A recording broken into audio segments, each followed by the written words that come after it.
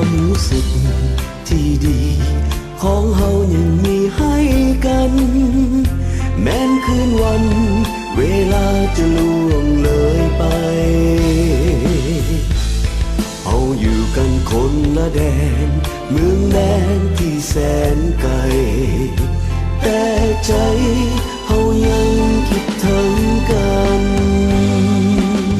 คือความรู้สึกที่ดี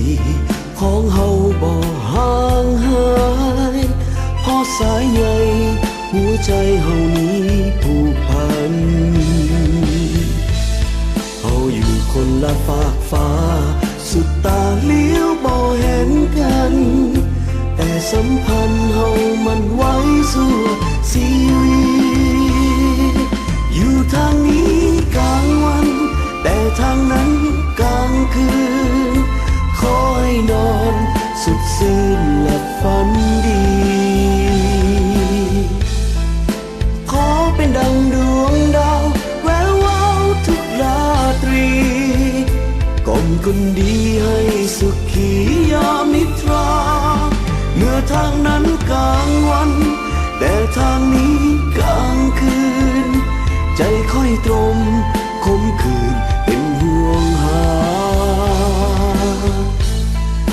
นอนหลับตาบ่ลงเพราะวงเหงาราอยากมาหาพบหน้าเจ้าทุกนาทีอยากมาหาพบหน้าเจ้าทุกนาทีเบิ่งบนฟ้าสั่งดาราว่าคิดถึง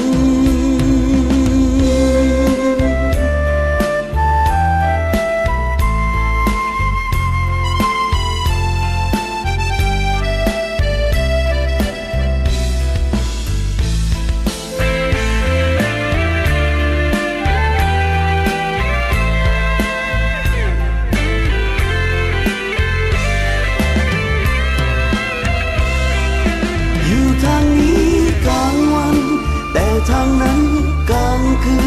นคอยนอนสุดซื่นและฝันดีขอเป็นดังดวงดาวแวววาวทุกราตรีกลมคนดีให้สุขียามนิทรา